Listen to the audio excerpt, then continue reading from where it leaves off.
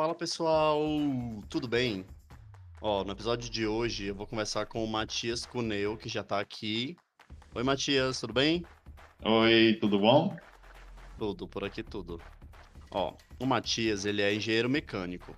Então ele vai tirar algumas dúvidas que eu tenho sobre a profissão, vai falar sobre toda a trajetória dele. O Matias tem uma história bem legal, que eu já conheço, obviamente, mas eu vou contar spoiler pra você. Tem uma história bem legal. A gente vai conversar nos próximos minutos, tá bom? Antes de chamar o Matias pra cá, pra ficar aqui comigo de vez, deixa eu dar alguns recados pra vocês. É provável que esse ano a gente tenha uma pausa no podcast, mas eu vou avisar mais pra frente quando isso acontecer, beleza? Então não fique preocupadíssimo quando você chegar numa terça-feira e não tiver nenhum episódio. Outra coisa, você que ouve a gente no Spotify, lembra de seguir o podcast lá, tá bom? Pra você receber notificação, ver sempre naquela tua página principal do Spotify, quando tiver algum episódio novo, porque isso também me ajuda muito, tá bom? O seu clique, o seu like nas redes sociais, lá no @desculpa podcast, sempre me ajuda. Então, o que você puder fazer, marcando as pessoas, enviando publicações, vai me ajudar bastante, beleza? Então é isso. Agora eu vou chamar pra cá o Matias. Oi, Matias, tudo bem? Oi, David, tudo bom? Beleza? Por aqui tudo. Eu quero. Vamos fazer assim. Primeiro, fala pro pessoal quem é você. Faz um breve resumo da tua vida pra gente ter um pouco de curiosidade pra ouvir toda a tua história. Muito bom, muito bom. Bom, prazer, eu sou Matias Cuneo, eu sou argentino, mais um imigrante no Brasil, no São Paulo. Eu sou engenheiro mecânico, eu sou técnico eletrônico e eu sou aficionado pela botânica e pela coquetelaria. Aí você que tá ouvindo fala, meu Deus, quanta coisa, né? E é uma coisa assim, mais complicada, mais complexa do que a outra. Mas Matias vai explicar pra gente mais pra frente, você vai entender como que isso tudo chegou na vida do Matias, tá bom? Matias, começa me falando Diga. quais são as suas primeiras lembranças de escola que você tem. Então, olha, bom, como não sei se eu falei, eu sou argentino, né? Então eu sou de uma cidade que ela fica mais ou menos a 30 quilômetros lá do centro de Buenos Aires, da cidade. Então é uma cidade tipo do interior, né? As coisas são mais simples, os tempos são mais devagar, a gente não tem tanto agite assim, né? Como as grandes capitais. Então, olha, minhas primeiras assim, lembranças da escola são muito boas, né? Porque assim, eu ia para a escola com minha irmã, né? Eu tenho uma irmã que ela é 4 anos mais velha, né?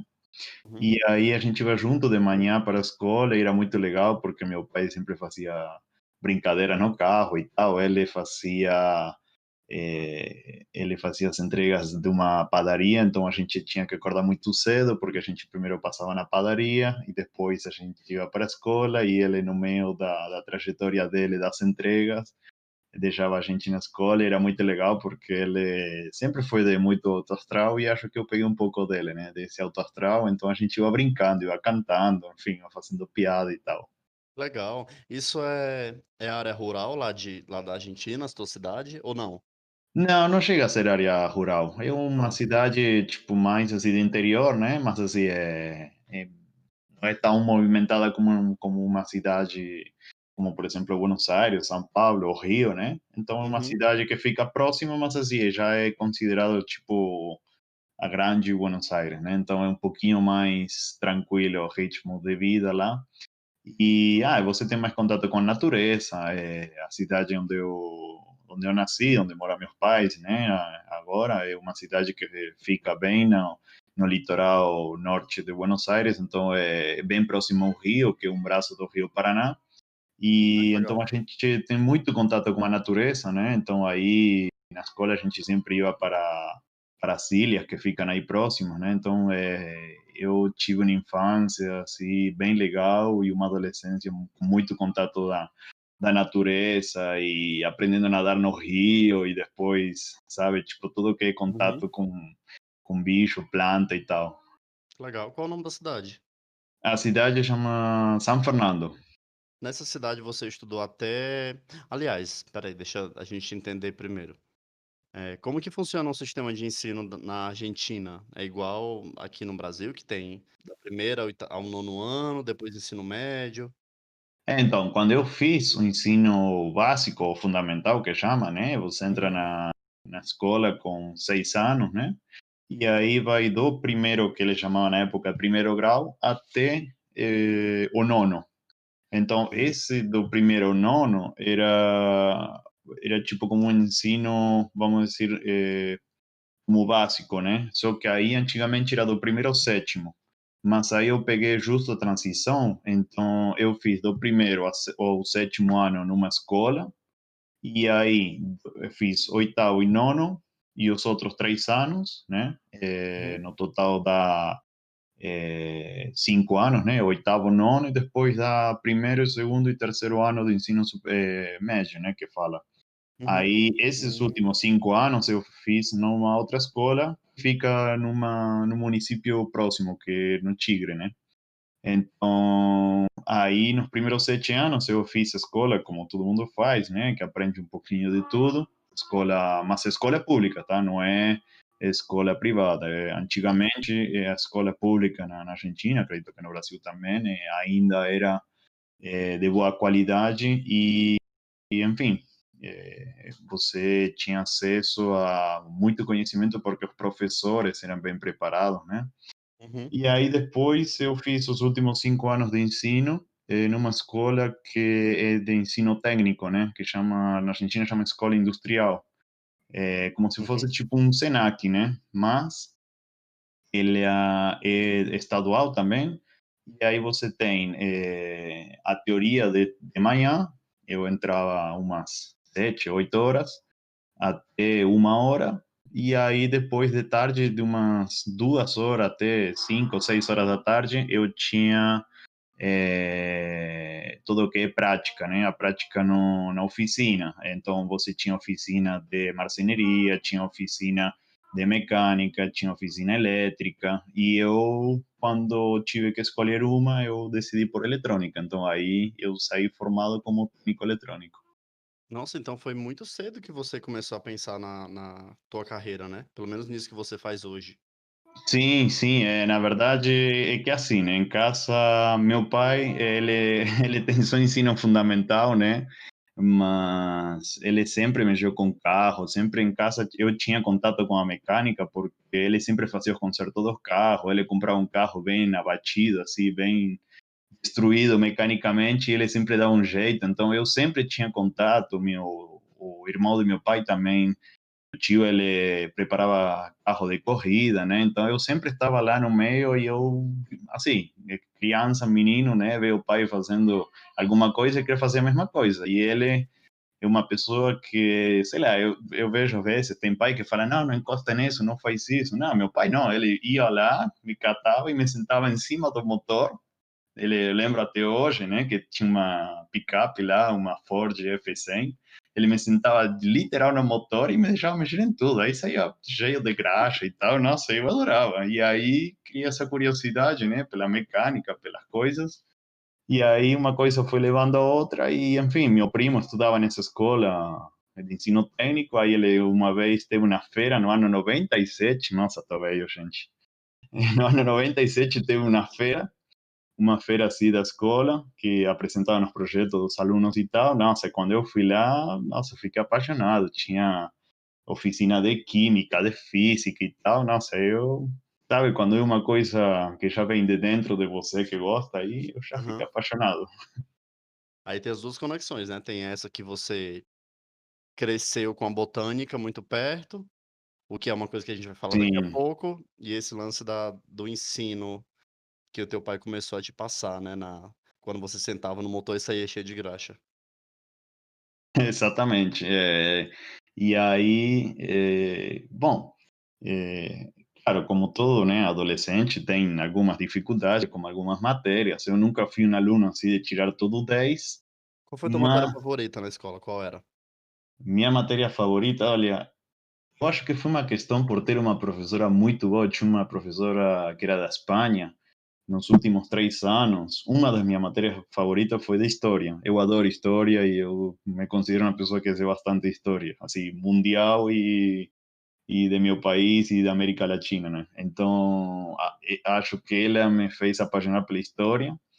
E, claro, depois tinha matérias muito legais, que era para pôr mão na massa mesmo, que eram de eletrônica, que eu adorava, e de marcenaria. Eu sempre adorei fazer coisa de marcenaria. Até hoje eu faço coisa aqui em casa. Algum que outro Uhum. armário eu faço e tal.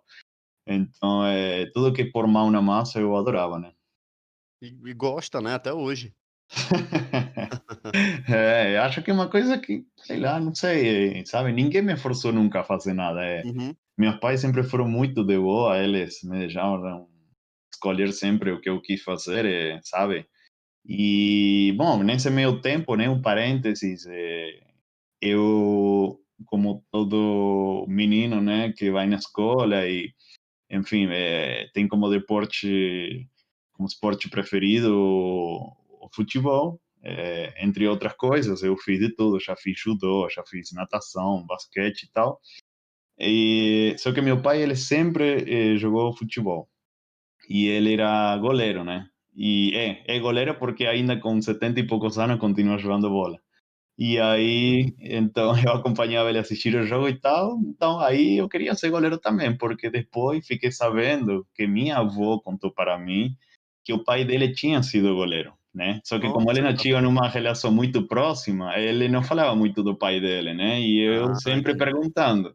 E aí eu descobri por ela, ele falou, olha, sabe que o pai do teu pai também foi goleiro? Eu falei, putz, então eu preciso ser goleiro, né? E aí eu comecei a treinar em clubes assim da terceira, quarta divisão do campeonato argentino, né? E aí fui treinando, fui jogando e tal, até que no ano 2000 e é uma anedota muito boa porque assim, quando você no futebol, né, vai avançando de idade, tem não sei, As acredito que no divisões, Brasil, né? eu acredito que no Brasil seja igual, tem as divisões, não você, agora é sub-15, Uhum. sub-17, Aqui também é assim. sub-18. Então chega uma hora que você sub-17, que é a última, porque depois de 18 você tem que virar, ou vira profissional, ou vai embora. E aí, eu com 17 anos, ou 18, não lembro, eu fui para o primeiro time de um time da terceira divisão da Argentina, né? E como eu era goleiro e era novo, né? Tinha 17, 18 anos, outro goleiro que estava lá já era um cara mais velho, tinha 20 e poucos anos, 25, 26 anos. Eu falei, eu sou o goleiro terceiro, segundo goleiro, goleiro reserva, então tá de boa. E vai que no primeiro jogo, no segundo jogo lá, eu sou, o cara fala, você vai ir de goleiro reserva? Eu falei, beleza, tipo, goleiro dificilmente entra no jogo, né? Então aí, no primeiro tempo, o goleiro vai, o goleiro titular lá, vai e se machuca a perna no lance. E Nossa, aí foi eu tive substituir no que, primeiro jogo logo. no primeiro jogo eu já entrei jogando lá, nossa, e eu. Tudo bem, né? Assim, a divisão, a terceira, quarta divisão do futebol argentino, mas você já tem um estádio, tem torcida, tem arquibancada, tem alguém transmitindo o jogo, tem uma polícia separando as torcidas e tal. Nossa, eu com 18 anos já estava lá participando de meu primeiro jogo, assim, como jogador de futebol profissional, né? Profissional, entre aspas, porque a gente quase não recebia salário, mas assim, era todo um preparo profissional, né? Porque a gente treinava de segunda a sexta.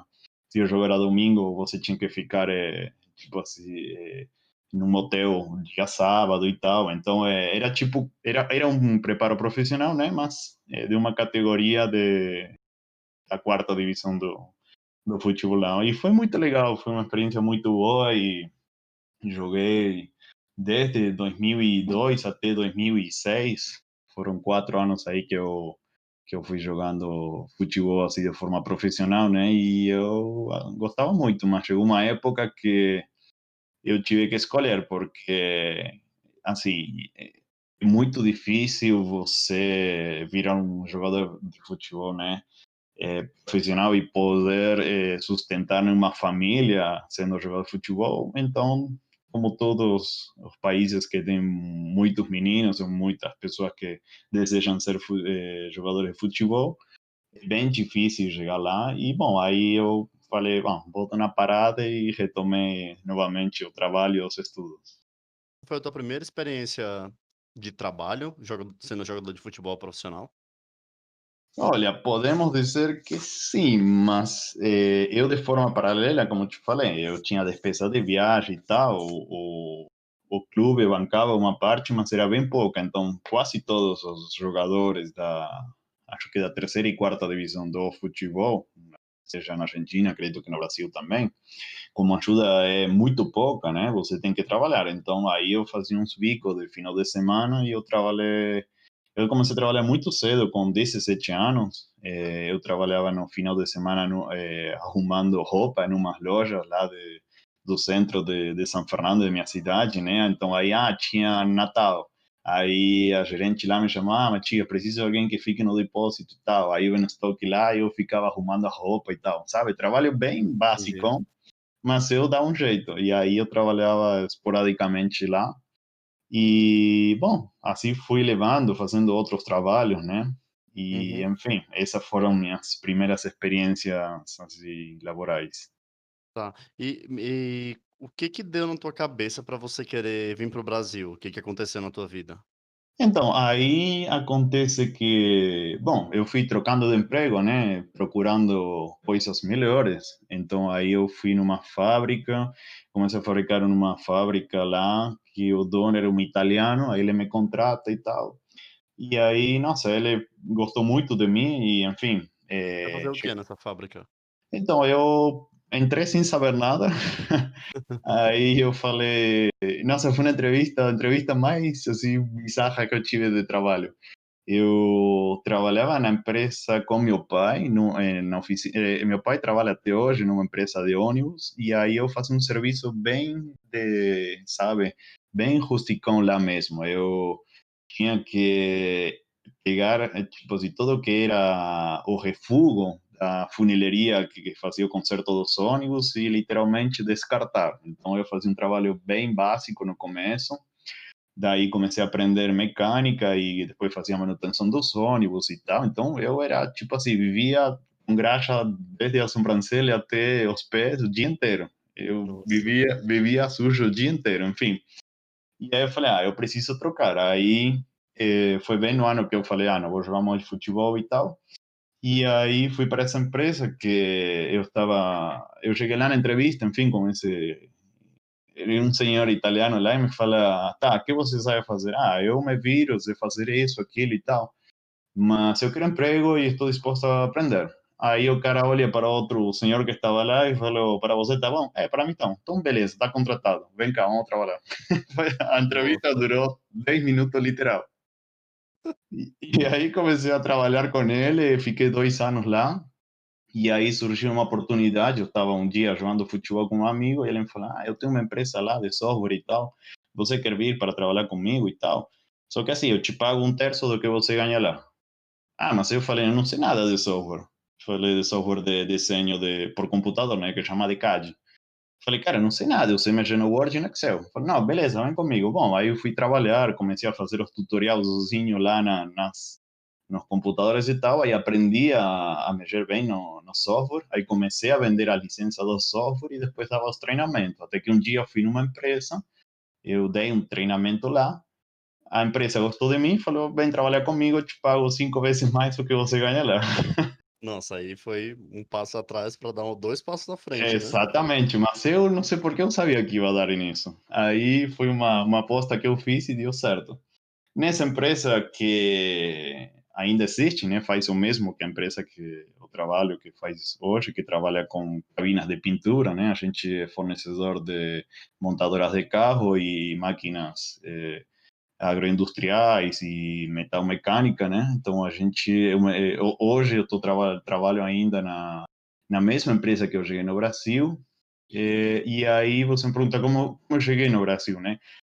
Aí era o ano 2012 e eu já tinha ido embora dessa empresa.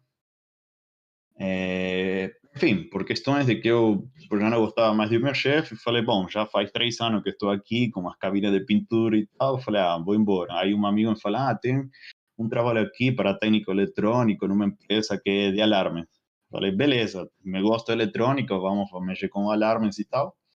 E aí passaram 6 meses, entra o gerente na sala, e eu estava super feliz porque trabalhava perto de casa, trabalhava com um amigo meu, e fala assim, ó, pessoal, o departamento de vocês vai fechar, tá todo mundo demitido. Nossa, isso aí, Eu, essa empresa é em São Fernando ou é nessa cidade vizinha? era do lado, em San Isidro, é Ah, 20 só. minutos de carro, sabe? E Uhum. aí falei, nossa, que era um trabalho tão legal, eu fui demitido. Aí, na outra empresa que eu trabalhava, que era na empresa de cabines de pintura, eu tinha conhecido um amigo meu, ele chama Roque. Aí, e todo mundo aqui chama ele de Carlos, né? Aí falei, ah, Carlos, você está lá no Brasil? É, eu estou. Só que assim, eu falei um dia para ele, ah, se você acha emprego, me avisa para mim. Falei, ah, tá bom. Mas sabe, tipo, falei na brincadeira, porque a mulher dele é do Rio de Janeiro, é do Arraial do Cabo. E aí ele trabalhou comigo um tempo e aí ele depois também decidiu sair da empresa e veio para o Brasil e veio aqui direto para São Paulo, né? E aí eu falei, ah, olha, já como você está lá, é argentino, já mais ou menos a gente se conhece, você vai ter um parecer parecido ao meu, vamos conversar. E aí ele me falou, olha, tem uma vaga aqui e acontece que o gerente da área da engenharia lá é um tal de Henrique. E esse Henrique era um ex-colega que eu tive na empresa que eu trabalhava, só que era da unidade de Curitiba. E ele, às vezes, ia para a Argentina, para Buenos Aires, e eu conversava com ele e tal. E aí, enfim, fiz a entrevista na época, por Skype. E ele falou, ah, quer vir? Ah, tá, mas me conta as condições e tal. Eu falei, ah. Ele falou assim, ó, oh, trabalho fixo tem aqui por 6 meses. 6 meses está garantido, Matias. Depois, eu não sei o que acontece. Beleza? Eu falei, ah, perdido por perdido aqui na Argentina, vamos lá. Vamos, Nossa. tipo, sabe, eu tinha justo quando eu fui naquela empresa que eu fiquei trabalhando 6 meses, eu fazia tipo assim 8 meses que tinha terminado de pagar meu apartamento que tinha comprado lá em Buenos Aires e eu tinha comprado tudo para ele. Fogão, geladeira, sofá, tal. Só que tudo parcelado. Aí, 6 meses depois, eu sou demitido. Nossa, a dívida estava, o cartão estava mais que vermelho, já estava roxo, sabe? Aham. Eu já estava lotado de dívida lá. Eu falei, bom, vamos lá para ver se dá certo. E aí, esses 6 meses, uma coisa foi levando a outra. E a empresa foi gostando de mim, eu fiquei gostando da empresa, gostei do São Paulo, eu sou uma pessoa que me considero que me adapto facilmente aqui, assim, as mudanças e aqui em São Paulo o pessoal soube me receber e acolher muito bem, eu sou eternamente agradecido ao Brasil inteiro, em particular aos paulistas, porque, assim, cara, eu nunca tive problema com ninguém, sabe? Uhum. Tipo, cara, deu tudo muito certo, mas assim, era porque eu também colocava muita energia boa nas coisas, sabe? Uhum. E aí foi dando tudo muito certo. Aí depois, pela empresa, eu viajei para a Europa, fiquei 4 meses trabalhando na Alemanha, visitando alguns países. Eu conheci a França, a Áustria, a Suíça, enfim, conheci vários países lá. E aí voltei para o Brasil novamente, continuei trabalhando até o dia de hoje. Que ano foi isso? Foi 2015? 2013, cara, eu cheguei aqui no final cheguei em outubro de 2012 e aí no outubro de 2013 eu fui para a Alemanha e fiquei de 2013 a 2014. Aí voltei, fui para Taubaté, fui para Juiz de Fora, fui para Minas de novo. Ah, Enfim, aí pela empresa, é, né? tudo pela empresa, né? Porque era uma época que tinha muitas instalações novas, né? Das automotrizes, então a gente estava com muita demanda e assim a gente tinha que viajar muito, mas depois caiu até o dia de hoje que está bem parado, né? Não é o fluxo que tinha antigamente, mas assim, aí um parênteses, eu no 2015 eu comecei assim, uma anécdota, né? Uma anécdota não muito feliz, mas assim, eu acredito que você tem que contar tudo que foi bom e que foi ruim na tua vida, né? Enfim, Sim, sim. porque aí você vai se fortalecendo de tudo. Não, na Uhum. vida não é só coisa boa, porque Uhum. até agora parece que só deu tudo certo na minha vida, mas não foi isso. Na verdade, não. eu no 2013, eu, bom, comecei a namorar uma colega do trabalho, e aí a gente começou a namorar e tal, e aí, bom, deu muito certo, a gente começou a morar junto e tal, e aí ela foi para Estados Unidos no 2015, e aí ela descobre que um câncer de mama, e aí ela decide voltar para o Brasil para fazer o tratamento aqui, e, enfim, fizemos tudo possível, mas ela não conseguiu superar e ela faleceu em 2017. Então, aí foram 2 anos bem marcantes na minha vida e, enfim, você que atravessa uma situação difícil e ainda estando, entre aspas, sozinho aqui, fora de teu país, longe de tua família, Uhum. o desafio é bem, bem mais que se você estivesse com amigo e família por perto, porque assim, claro, já existe a tecnologia, você fala com eles por Skype, por WhatsApp, por Zoom, por o que for, mas não é a mesma coisa você ter a pessoa do lado, né, para dar aquele abraço, aquela força. A minha família, assim, sempre, sabe, do lado com uma força incrível. O que foi que você fez pra superar? Então, cara, é difícil, sabe? Até os dias de hoje, às vezes eu começo, né, a pensar de como foi tudo rápido, sabe? Porque como é uma doença que você tem que ir a contrarrelógio, o câncer é uma doença muito, como posso te falar, é muito agressiva, e mais quando ela entra em organismos que são pessoas jovens, que o metabolismo está bem acelerado, então você não tem muito tempo para pensar, você tem que reagir. Então você é biópsia, é tudo, sabe? Tem que correr atrás do plano de saúde, tem que o plano de saúde ele não te habilita, então você tem que entrar numa liminar para que o juiz habilite, enfim. Aí sabe, uma corrida contra a morte que eu falo, né? Mas assim, no final, bom, deu nisso aí. É, não, assim, para te ser sincero, eu acho que fora os meus amigos e colegas de trabalho, não sei quantas pessoas de fato sabem dessa história, né? Porque também não é uma coisa que na época eu queria contar para todo mundo, porque, claro, foi um fato bem difícil e uma história, uma parte da minha história um pouco triste, né? Mas E assim, forte também, né. foi bem forte. Hoje eu consigo contar assim com essa liberdade, né? E consigo falar sobre o assunto. E as pessoas também não querem perguntar porque é um assunto chato. Então, meio que fica nesse. Eu não gosto de contar, a pessoa não gosta de perguntar e ninguém sabe no final o que aconteceu, sabe?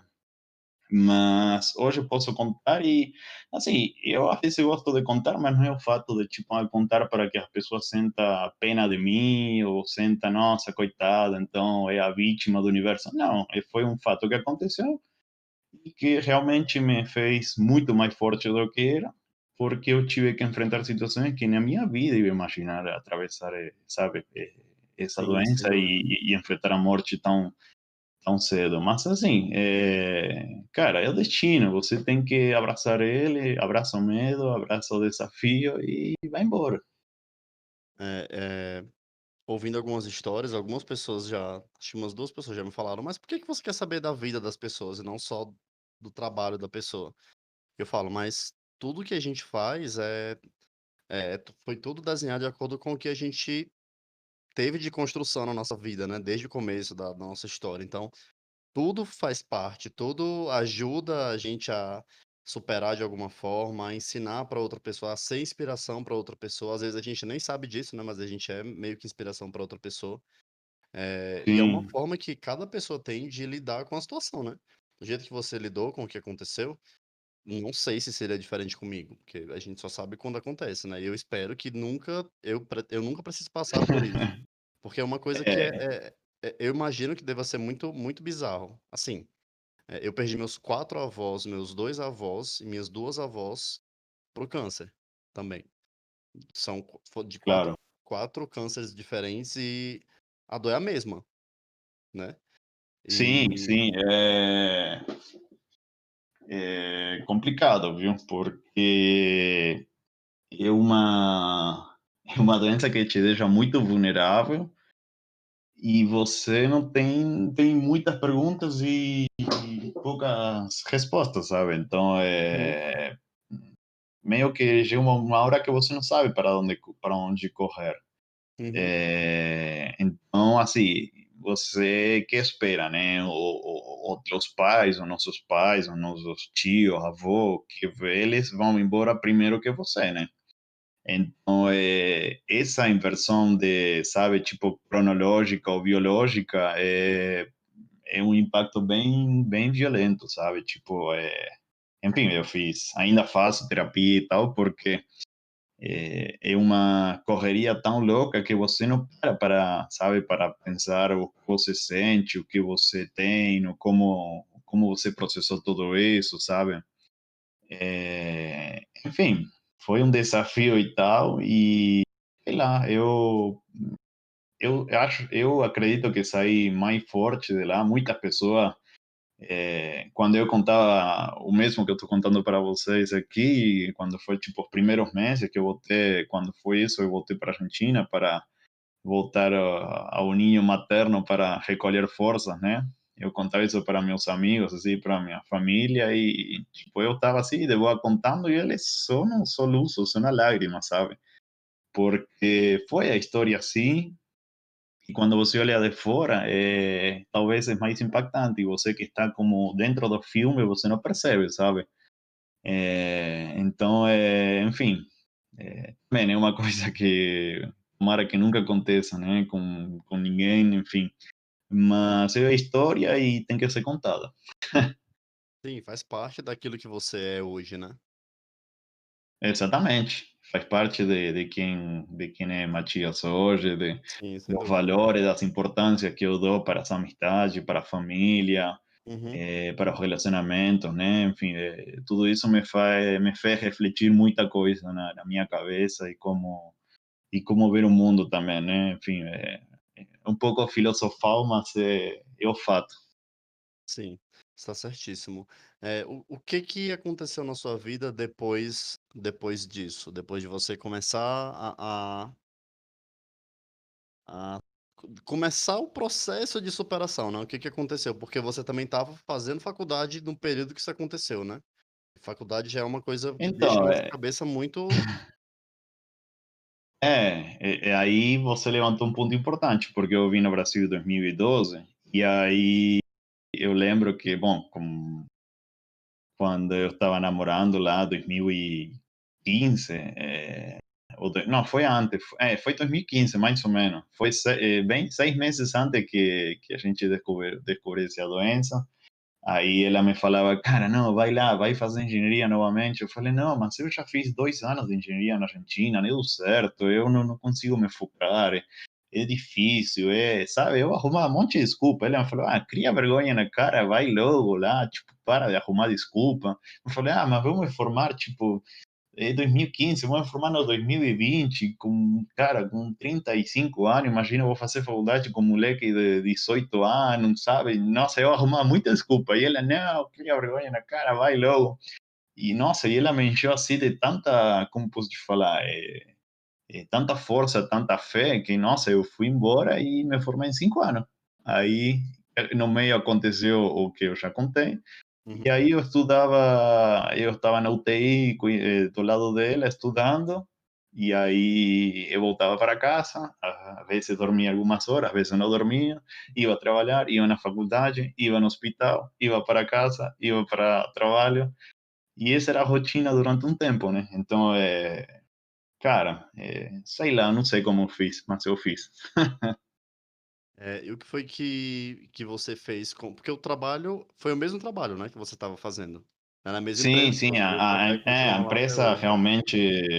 Então, a empresa deu suporte, né? Uhum, Realmente foi muito bom, porque a empresa deu suporte e tal, e ajudou todo o que eles conseguiam. E, enfim, aí eu fui, depois do que aconteceu, eu fui me superando.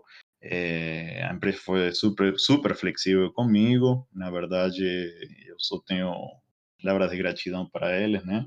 uhum. E, bom, aí fui superando e chegou uma hora que eu falei, bom, o que eu faço? Eu continuo, sabe, com essa dor no peito o resto da minha vida, eu começo a ver a vida de outra forma. E aí eu comecei a ter mais contato com amigos, comecei a voltar a jogar futebol, continuei na faculdade, a faculdade me demandava muitas horas, então eu tinha a cabeça sempre lá, Uhum. e estudando e tal, e aí comecei a, sei lá, a sair mais com meus amigos, a ter uma vida, sabe, mais social para manter a cabeça ocupada e não cair naquela, né, depressão ou naqueles pensamentos ruins que só traz lembrança, eh, sabe, aquelas traumáticas. Então eu meio que tentava sair com o apoio de família, amigos, saindo, viajando e tal. Sim, sem dúvida. Bom, foi isso. Aí depois de algum tempo, numa das viagens que eu fiz na praia com meus amigos, aí tive aquele encontro maravilhoso com a Lili e até hoje a gente está namorando. A Lili, que inclusive a Lili é a personagem do programa de estreia desse podcast, é a Liliana Giraldo, que tá lá no primeiro episódio.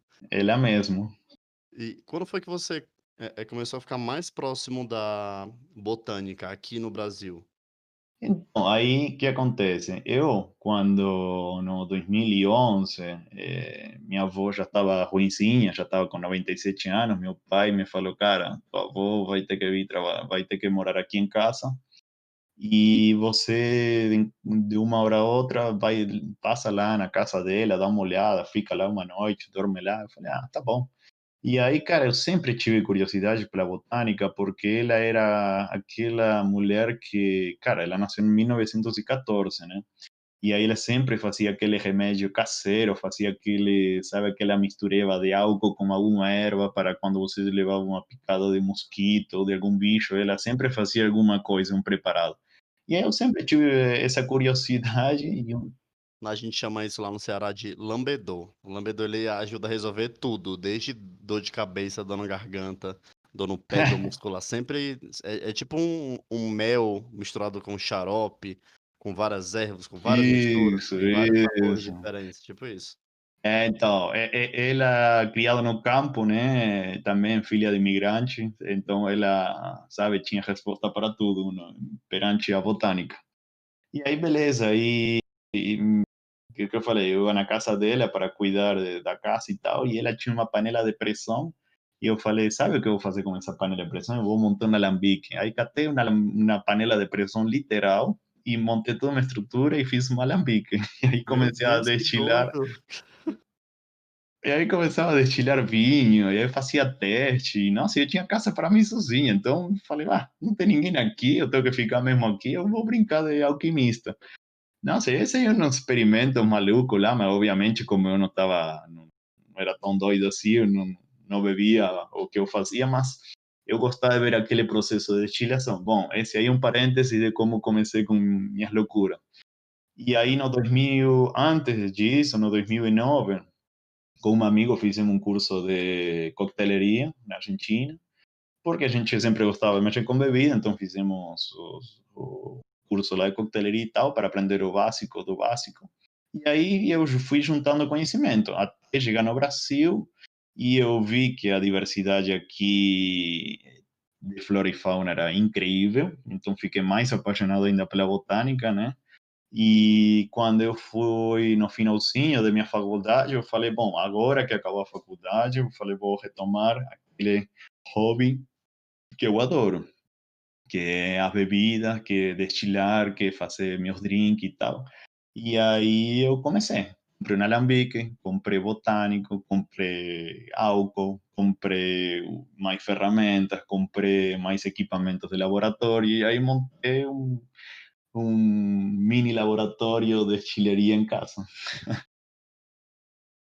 Mas fala pra mim o que é porque é difícil pra falar, Sim. pra tentar explicar o que é, né, mas tenta falar pra mim como que são os equipamentos, que quanto de espaço você precisa pra montar uma estrutura dessa hoje, que você tem isso na sua casa, né, que você monta e desmonta e tal. Sim, então, eu, como eu falo, todo mundo, quando eu falo do Alambique, eu faço, quando eu fiz vídeo do Alambique e tal, que tem lá no meu Instagram, Nossa, monte de amigos falaram, nossa, mas você mora em casa, você mora, tipo, num sítio, você mora aqui, mora lá. Eu falei, não, cara, eu moro num apartamento no centro de São Paulo, num apartamento que é uma ova, sabe? Tipo, com 60 metros quadrados, já até menos deve ter. Mas, assim, o que acontece? Hoje você tem muita facilidade de acesso às coisas, então aí eu fiz um curso pela internet online com um pessoal que tem uma destileria industrial lá em Minas, e eles decidiram fazer um curso para o público. Então você pagava o curso, fazia online, e aí você ia aprendendo. Ah, como destilar gin? Ah, mas espera aí. Como destilar cachaça? Não, mas ei, calma. Isso aí não é só destilar. Aí os caras, eles te ensinam desde a coleta da cana até o processo final químico de como você faz a bebida. Então aí você compra primeiro um alambique, tem alambiques pequenos de 5 litros, aí você compra ele, você entende como são os botânicos, você tem que entrar na farmacopeia brasileira e ver quais são os botânicos que pode usar na bebida, você tem que ver quais são os resíduos que tem tal botânico, você tem que saber alguma coisinha de física e química, né? Mas como eu, tipo, não, já estudei desde pequeno, física e química, depois a faculdade, o trabalho e tal, é meio Quase que, natural também, né? como é que é? É quase natural também que teu pai também gostava muito de brincar com isso. Não gostava de brincar com botânica, né? Mas acho que esse lance da mecânica, de você precisar conectar várias coisas para poder ter um resultado, fazer um carro andar, por exemplo, já é meio que uma É, ligação indireta, exatamente. né? Sim, sim, você vai montando Lego de conhecimento e é como que uma coisa vai levando a outra. Mas assim, tem que ter muita vontade, porque, como posso te falar, é muito minucioso o conhecimento e você tem que ir atrás de livros e entender e fazer curso e pagar e estar disposto. O curso não é barato para aprender a destilação, né? Os equipamentos até não são caros, mas demandam um tempinho, né? Porque você, por exemplo, para preparar um gin, eu adoro fazer gin, eu já fiz gin em casa, você tem que comprar os botânicos. Beleza, você achou botânico, tudo bem. Aí você tem que fazer uma infusão do botânico no álcool. Fez a infusão, deu certo, então agora vamos destilar. Vamos destilar, ah, mas precisa de uma fonte de calor. Que é uma fonte de calor? Pode ser um fogão elétrico, pode ser um fogão a gás. Enfim, ah, é um lugar arejado? É. Ah, tem água? Tem. Então, quando você reúne todas essas condições estruturais, precisa de uma bombinha para recircular água na serpentina. Enfim, tem que Nossa, muita coisa. Meu Deus, minha cabeça deu um nó aqui já. então, eu estou fazendo um resumo bem rápido, né? Porque na verdade a coisa é um pouquinho mais complexa. Mas assim, quando você tem interesse e é uma paixão que você tem, cara, não tem limite, sabe? Uhum. Eu sou uma pessoa que eu sou muito determinada, assim, tipo, 2015, nossa, vou ter que estudar engenharia tudo de novo, 5 anos. Vou fazer igual, chega, sabe? Tipo, você quer, então faz. E Sim, sim. aí, bom, E o o que mesmo faz total com. sentido, né? Ok? O que faz total sentido, né? Sim, sim. Assim, eu acho que todo mundo tem que achar aí sua paixão, sua determinação, seu propósito, sabe? Não importa a arte que você quer fazer, não importa o que outras pessoas vão falar, não importa se isso deixa ou não deixa grana. Cara, é o que você gosta. Tenta fazer de forma paralela ao teu trabalho. Tenta descobrir teu universo, sabe? Tipo, não é tudo dinheiro nessa vida. Tem que ter propósito, tem que almejar, sabe? Alimentar a alma. Sim, mas você falou um negócio que ficou na minha cabeça. Você falou que quando você tem vontade, tem gosto pela coisa, não tem limite. Esse não ter limite, fala onde que você chegou com esse teu gosto pela botânica, porque essa parte agora também vai ser super interessante. Então, aí eu, enfim, comecei a fazer as bebidas e tal, e aí comecei a fazer drinks, e aí um dia, eu por acaso, eu vi no Facebook que tinha uma publicação assim, agência de publicidade procura pessoas amadoras ou aficionadas que gostam de fazer drink em casa. Ué, falei, sou eu. Aí beleza, eu mandei um WhatsApp para o número que estava lá e falei, olha, eu sou fulano de tal, gosto de fazer drink em casa, eu tenho um alambique e tal, e aí eu faço mistureba e faço licor e adoro botânica e tenho plantas e tal. Olha, beleza, tá bom. Vamos fazer uma entrevista? Vamos, tudo online, né? Aí passou o tempo, aí eles me ligaram, falei, olha, e assim, não é uma publicidade que a gente vai fazer, o que a gente, o casting que está aberto é para fazer um reality show. Falei, ué, como assim um reality show? É um reality show. Aí eu meio que travei, falei, bom, tá bom, igual, beleza, vamos fazer. E aí me conta, como funciona esse reality show? Isso aí era o ano passado, né? Novembro, vai, dezembro. Falei, manda foto, manda vídeo você fazendo drink. Aí mandei foto fazendo drink, vídeo fazendo drink. Vamos fazer uma segunda entrevista? Vamos. Mas aí você tem que fazer um drink ao vivo. Vamos fazer? Vamos. Aí eu fiz o drink e tal. Bom, aí o reality não sei se vai acontecer pela pandemia e tal. Bom, aí eu meio que desisti. Falei, bom, beleza, não vai rolar. A pandemia em março chegando. Aí lá por junho, julho, não, maio. Aí ele me falou, cara, vai retomar o reality, vai ser feito sim. Sério? Eu falei, vai ser feito. Beleza. Aí, mais uma entrevista, mais um vídeo, mais um drink, vai, vai. Aí, um dia, chego a trabalhar, aí da produção me falou, cara, posso te ligar no Zoom? Pode, era nesse horário, mais 7, 8 horas que eu cheguei a trabalhar. E me fala, sim, pois não, tá, então a produção gostou de você, você foi escolhido. Falei, ué, Meu Deus. cara, eu assim travei, eu falei, como assim foi escolhido? Tipo, imagina no São Paulo inteiro, no Brasil, porque era um casting aberto, quantas pessoas gostam de fazer drink em casa que não são barman? Um monte, né? Um monte de entusiasta igual eu.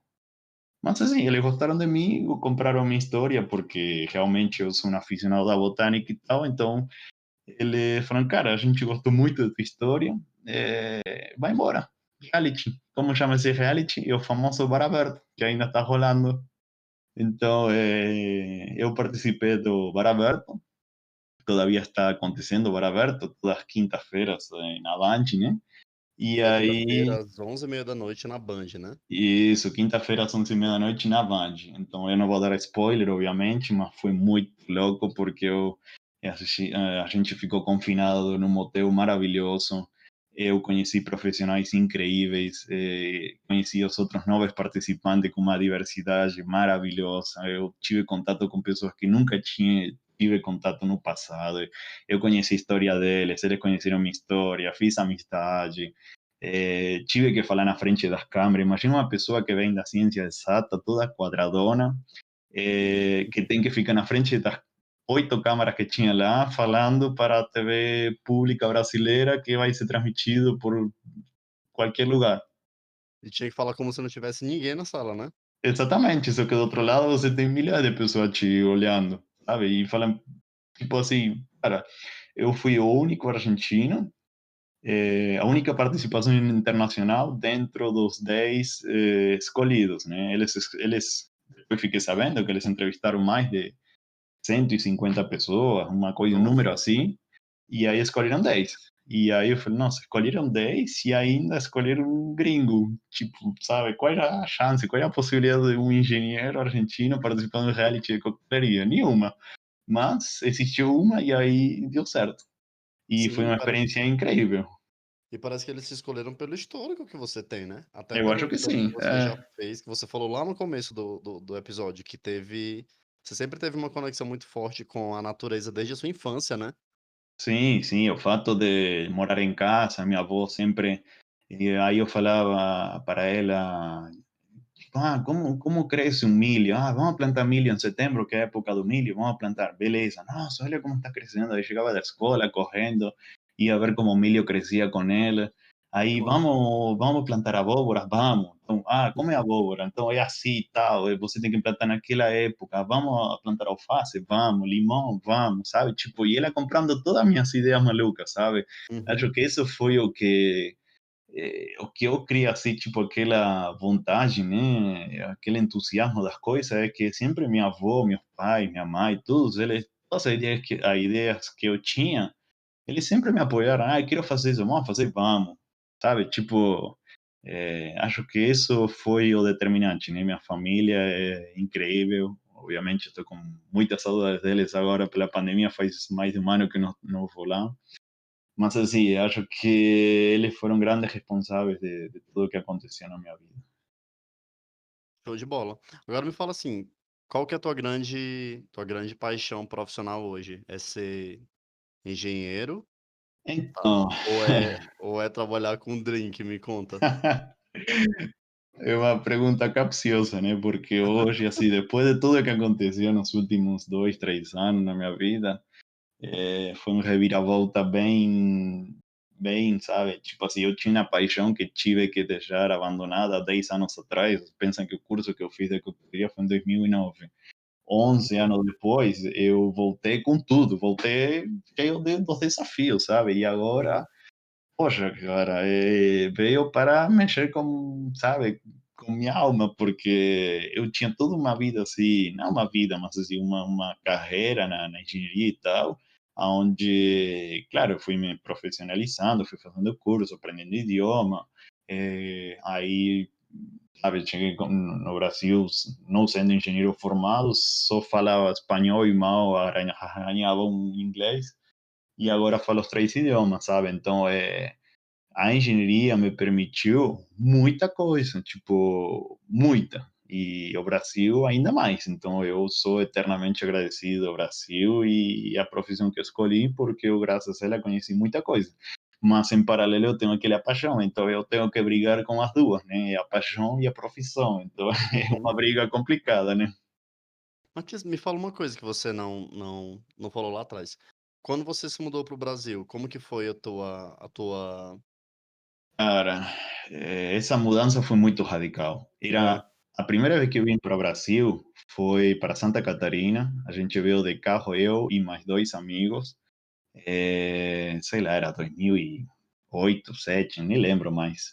A gente dirigiu 22 horas para chegar de Buenos Aires a Santa Catarina, atravessando a fronteira lá no Rio Grande do Sul, atravessando o Rio Grande do Sul inteiro de carro, de noite, sem parar 22 horas, cara, dirigindo que nossa. a Argentina adora Santa Catarina, né? Então, para nós, Santa Catarina é o Caribe mais próximo.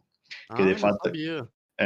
tipo, agora não, porque por uma diferença cambial, assim, do real e do peso argentino, tá muito desfavorável. Mas no passado, Santa Catarina, e até hoje, lotado no final do ano, lá em janeiro e fevereiro, é lotado argentino. Então, a gente adora ir lá, porque a gente não tem praia paradisíaca como vocês têm aqui, né? Então, a gente adorava. Enfim, aí essa foi minha primeira visita ao Brasil. Aí, eu, por acaso, naquela empresa que eu trabalhava na Argentina, eu ia muito para o sul do Brasil, lá para uma empresa que estava bem na fronteira. Aí atravessava de balsa, atravessava de carro, atravessava, eu conheço a divisa inteira lá. E aí, quando eu cheguei aqui, no 2012, cara, eu não sabia falar nenhuma palavra em português. E eu, além de não saber falar, tem pessoa que não sabe falar, mas entende. Eu não sabia nem falar e eu não entendia nada. Nada literal de nada. Uhum. Então, no começo eu errava de ônibus, eu errava de metrô, iba para o lado contrário, sabe? Tipo, eu andava perdidão no começo, porque, claro, tinha telefone, tinha Waze, tinha Google Maps, mas assim, não é como é hoje, sabe? Uhum. Parece pouco tempo, mas enfim, eu era meio quadradão ainda e nunca tinha saído da minha cidade. E o voo que eu fiz no 13 de outubro de 2012 para São Paulo foi meu primeiro voo internacional. Só para você saber qual era meu nível de Ah, imaturidade como explorador do mundo, sabe? Eu era muito sem noção, tipo, não entendia nada, não sabia nada. E aí, bom, enfim, fui me virando, né? Fui estudando português sozinho, comprei um livro, depois fiz algumas aulas com uma professora e fui aprendendo, cara. Assim, tipo, ou você aprende ou você vai ter que voltar para a aprende. Argentina. Ou aprende, né? São as duas opções. Ou aprende, ou voltar para a Argentina. Essas são as duas opções que eu tenho. É. Matias, me fala como que você está se sentindo hoje com o profissional Matias. Então, hoje é um desafio, né? Eu me sinto assim, me sinto bem porque eu consegui me formar agora há pouco, em junho eu me formei. Eu me sinto super bem por isso, porque foi uma meta que eu tinha há muito tempo e eu consegui cumprir essa meta pessoal. E meu propósito era me formar como engenheiro e eu concluí isso aí, então estou muito satisfeito comigo mesmo. Eu estou orgulhoso de mim mesmo, posso falar isso. E depois, bom, enfim, veio a pandemia e agora diminuiu muito a demanda de trabalho, mas enfim, a gente está lutando aí, tentando fazer uma força-tarefa para levar a empresa na frente, enfim, é um desafio, né? Então, Sim, tudo pode acontecer nessa pandemia, a gente não sabe até quando vai durar, o que vai acontecer, Uhum. tem muita conversa, sabe, que fala uma coisa, fala outra, então para nós da área assim, industrial teve um impacto muito grande. Mas assim, o que eu apresento é que os líderes lá, os diretores da empresa estão fazendo uma força-tarefa incrível para sustentar todo mundo. Mas assim, é claro, né? Tipo, empresa não faz caridade, cara. Se não tem emprego para, sabe? Empresa não faz caridade de fato. Então, se não dá certo para ninguém, eu vou estar no bolo, né? Uhum. Mas enfim, o que eu pressenti, eu presento que assim, a empresa está deixando tudo para dar certo. Então, a gente está trabalhando junto. Agora vamos fazer assim, dá uma dica para aquela pessoa que está ouvindo que ela está pensando em seguir o mesmo curso que você, em fazer engenharia mecânica. Tá. É um curso fácil? O que que você dá de dica para a pessoa? A dica que eu dou para as pessoas que querem estudar, seja engenharia mecânica, ou seja qualquer uma delas, porque no, na raiz elas são todas meio que parecidas, é assim, é persistência, cara. Vive um dia depois do outro, sabe? Tipo, tem uma prova hoje, faz a prova. Pensa na prova de hoje. Tem amanhã outra, vamos fazer outra amanhã? Vamos fazer. Vai um degrau por degrau, porque o universo da engenharia, quando você olha lá, tudo aquelas matérias que você tem, que são quase 60 matérias, e você tem que fazer quase 12 por ano, né? 6 por semestre. Se você começar a olhar para frente o que falta, é muito ruim. Eu não aconselho isso. O que eu aconselho é assim, um dia depois do outro, determinação, é, e foco. Tem que se focar, tem que estudar. Hoje tem muita facilidade, mas o professor ele te ajuda até um certo ponto e o resto é contigo. Então, é, tem que ter determinação, tem que ser muito responsável. Se você sabe que tem prova, cara, vai ter prova. Quando você tem a prova na tua frente, é só você e teu cérebro, entendeu? Não tem desculpa. Ah, isso aqui o professor não tinha falado. Não, não sabe, isso aí não existe, cara. É assim, é determinação, foco e persistência. A engenharia tem que ser persistente, um dia depois do outro. Deu errado numa prova, vamos na próxima, vamos na próxima. E não olha para frente. Ou seja, eu sempre falo, você tem uma corrida de 10 quilômetros. Ah, fiz 3, falta 7. Não, dá uma olhada para trás. Porra, eu já fiz 3. Olha só, aí fiz 3. Vamos fazer mais 7? Vamos. Sabe, persistência. Isso que é o resumo da engenharia. Tem que persistir e um dia depois do outro. Muito bom. É legal que dá pra gente pegar isso pra vida, né, não só pra engenharia e tal. É, Eh, também. Fala para o pessoal como é que eles conseguem te encontrar, porque a gente já tá chegando no final, Sim, mas então, queria muito que você deixasse teus contatos para o pessoal que tá pensando ou em fazer drink ou em seguir pelo caminho da engenharia mecânica pra te procurar, me fala. então, Então, aí eu uso muito, tipo, 85% eu uso meu Instagram, é Matias El Cantinero, tudo junto no Instagram, é Matias sem H. E, cara, tem muito conteúdo lá, talvez não tudo que eu quero, mas eu vou por muito, de drinks, de bebidas, enfim. Aí está mais minha parte artística. Mas assim, tem uma dúvida em engenharia mecânica, cara, manda um direct aí que eu sou bem de boa. Eu converso com todo mundo, respondo todo mundo. Eu sou bem tranquilo, não tem mistério, não tem segredo comigo. E tenho, logicamente, meu LinkedIn, que é minha parte profissional, que aí você tem todo o histórico, né? Matias Cuneo está lá no LinkedIn, você vai ver toda a minha experiência laboral. Mas assim, eu sou muito acessível, eu sou, sabe, tipo, uma pessoa bem de boa para conversar, então comigo não tem mistério. Só mandar o direct que a gente conversa do que você quiser. Quer falar de botânica? Vamos falar de botânica. Quer engenharia mecânica? Vamos falar mecânica. Cara, Quer vamos falar falar de sobre futebol futebol? argentino? Ia falar isso, vamos falar sobre futebol. Vamos falar de futebol? Vamos falar de futebol. Cara, comigo não. Eu converso com as pessoas que me conhecem. Eu já morei em não sei em quantos prédios, já me mudei. Cara, eu sou amigo de todos os caras da portaria, eles me conhecem. Oh, argentino, beleza, e aí, teu time? Eu converso com todo mundo, sabe? Para mim, é, nada melhor que aquela conversa, aquele bate-papo informal, eu adoro.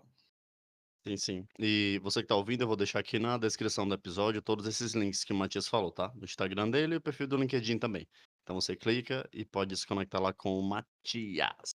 Isso aí. Matias, quero agradecer você por ter compartilhado sua história aqui com todo mundo. Fiquei muito feliz de saber que você tá passando por um processo que a gente sabe que não é um processo fácil, né? Quem já passou sabe que não é fácil, quem não passou imagina que é fácil. E queria muito agradecer você por essa abertura, agradecer pela pessoa incrível que você é, porque eu tenho a honra de te conhecer, de ser seu amigo pessoal. E fiquei muito feliz por você poder compartilhar aqui comigo. Espero que as pessoas também tenham gostado. Nossa, muito obrigado. Gratidão, David. Eu também te conheço pessoalmente. A gente se conheceu e bem fácil. A gente, nossa, fez uma amizade muito rápida, muito grande, né? Eu Sim, adoro foi você, sim. cara. Eu sempre que a gente se vê, eu te dou aquele abraço bem forte, Sim, porque sim, eu sim. sou assim uma pessoa que gosto de abraçar, sabe? Então, gosto de expressar-me. E, cara, gratidão por esse espaço aqui.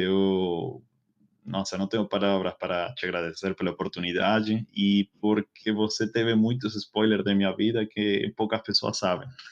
Sim, sem dúvida. E vão ficar comigo, tá? Você que tá ouvindo, eu não vou contar nenhum spoiler não, porque é só uma história nossa, tá bom? Tá Obrigado, bom. Matias. Obrigado. Tchau, tchau. E pra você que tá ouvindo, até o próximo episódio. Tchau, tchau. Este podcast faz parte do movimento LGBT Podcasters. Conheça outros podcasts através da hashtag LGBT Podcasters ou do site www.lgbtpodcasters.com.br.